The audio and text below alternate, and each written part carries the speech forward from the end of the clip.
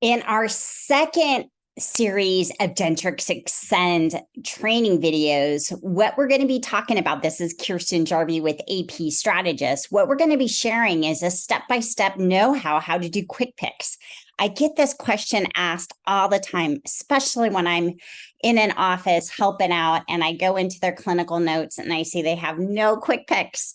Now, the benefits of quick picks and the values of quick picks, yes, it does take some time setting up. And if you're just temping in an office or working in an office for a day, probably not a good idea. But if you work in that office and you want to have a design system so all the notes are uniform, no matter what hygienist is performing the required task on clients, they will have organized notes. There's nothing worse than having multiple providers and you too, dentists, the business owners currently, and hygienists who are also business owners across the nation. The beautiful thing about that is that your notes are organized. And once you have organized notes and systems and processes and operations in place, it's going to be easier for you to run reports from your front office team through your CDT coding. And it's also going to be able to run reports and track to see what patients need to be on a periodontal maintenance visit. Now, for those of you that want to know more about getting a client from ill health to healthy, that's on a regular recare basis. I call it recare rather than recall, because recare is really that time that you get to spend as a dental hygienist doing what we do best, which is education. And education is all about prevention, right? Now, some dentists that you work with will really value that, and some will not. Let me repeat that.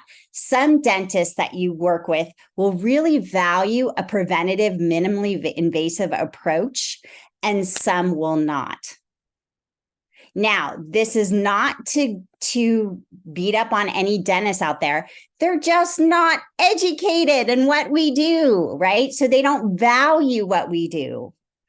And sometimes you need to show them what we do and why, and that requires time.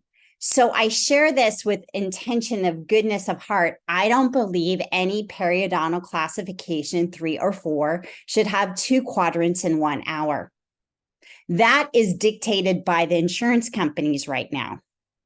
And the insurance companies do not value you as a hygienist by undervaluing the services that we bring that not only prevent inflammation in the mouth, but also inflammation and systemic health. If they valued, they would increase the reimbursement rates for doing the preventative procedures.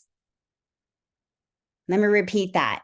They would increase the reimbursement rates for doing the preventative procedures. We have decades of data showing that we could save everybody's teeth if they're on a 3-month interval, right? Every hygienist knows that. Why? That is our focus. Now, here's the good thing. I'll get off my tangent here, but here's the great thing. The great thing is by documenting and creating your clinical note template setups, you can run your own report to do a self-assessment to see how you're doing. So in our business side inside of Dentrix Ascend, now I'm not affiliated with Dentrix right now, but this video is really for the clinician, by the clinician, and someone who knows tech. So the reason why I'm creating these videos is for you, the clinician, the RDH clinician that's new to Dentrix Ascend. The benefits of Dentrix Ascend is amazing. It's all in the cloud. So doctors, business owners, you no longer need to pay the $300 a month in service fees for a server. That's the benefits. It's clean, it's efficient, it's effective. It's been around 10 years. There are some things that still need to be updated. And one of them, I believe the quick picks could be less clicks. I think anybody who's been on this system, it's not cleanly designed. It could be updated there. But let's go into this, Okay, so today's video, what we're going to show you is how to create quick picks. Now, we're going to go into the hygiene tab like we did last time. This is your clinical note setup. How to get here is go into settings, go into patient care under the patient care tab. I like to say patient or client care, and click on clinical note templates. That will bring up this interface. Okay, now we're going to create some quick picks. I created an adult dental hygiene visit 1110. Now, everybody who knows this code, this is on a healthy individual. I also created an ADH V2 code, which is on an individual with gingivitis. Okay, that's the 4346 code. Now, if you notice here in our last videos, I showed you how to actually write in your clinical notes. This is kind of like a template that you need to have. If I'm missing something, please drop it into the comments. If you want me to do another video, drop it into the comments in our YouTube channel at cerdh.com. Okay, so I'm here to support you in a way in sharing my knowledge. So to the left is the clinical note template setup. To the right are quick picks. So how do we insert a quick pick? And how do we manage quick picks? Well, right now, what I'm going to show you is how to create a quick pick. Okay, so we're going to create a quick pick for intraoral photos. Let's click on Manage Quick Pick. Now we want to scroll down here. Okay, see if they already have a category with intraoral photos. These are your photography. A picture says 1,000 words, right?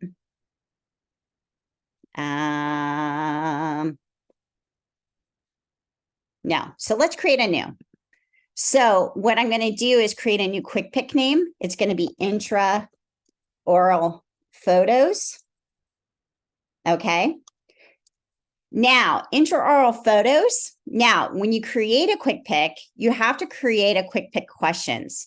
So this is just to inform. I don't know why I didn't create this, but this is just to inform what photo, and it's to inform the software, what photos did the RDH take today?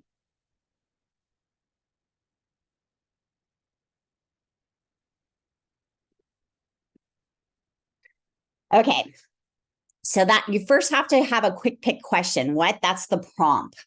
Okay, that's the prompt that goes into the software as a service, a cloud service. So let's do that.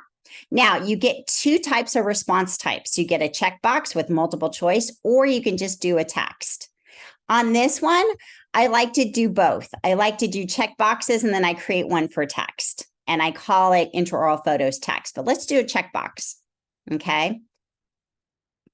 So I can do tooth number, and then you could just type in. I'm going to add another response, right, upper right quad.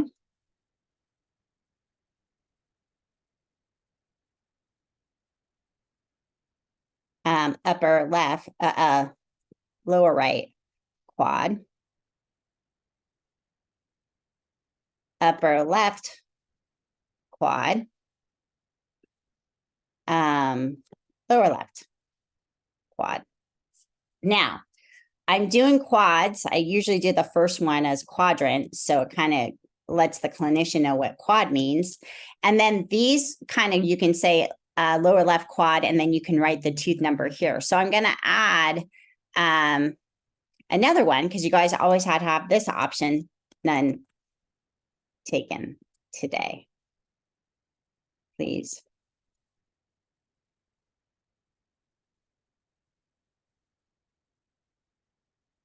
And then I always do this too, CDDS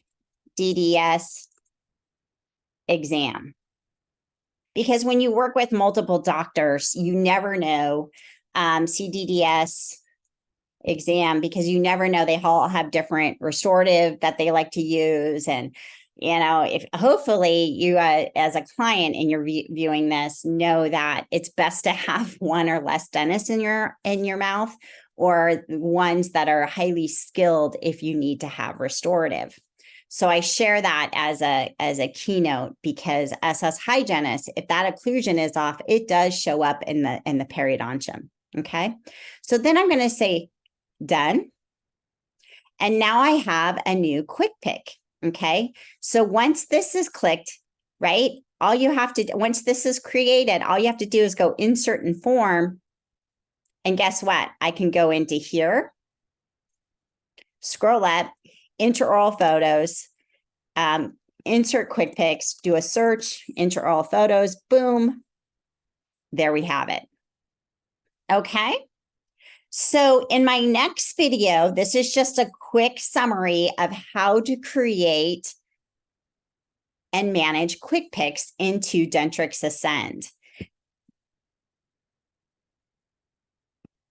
Our next video, what we're going to show you is how to create a periodontal classification with staging. Some people call it staging. Some people call it classification.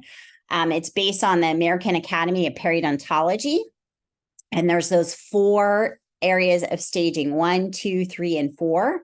And we will create quick picks specifically for periodontal classification.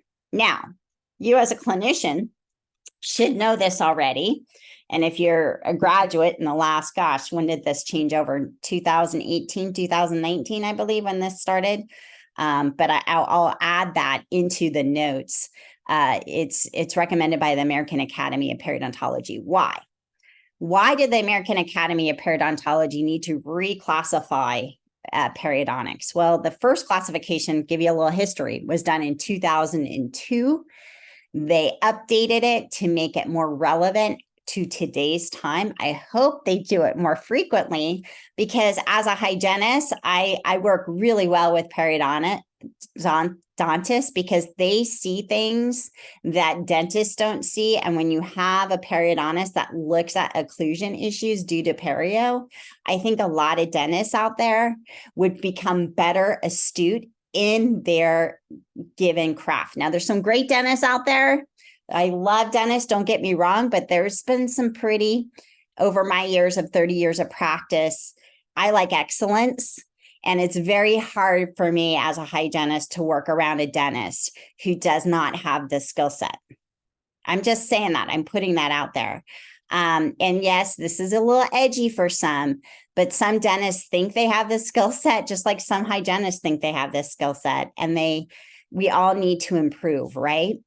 And so you as a clinician have all seen an overhang that's affected perio or occlusion that's been off that's affected bone resorption. And periodontists know this because they work with general dentists, general practitioners.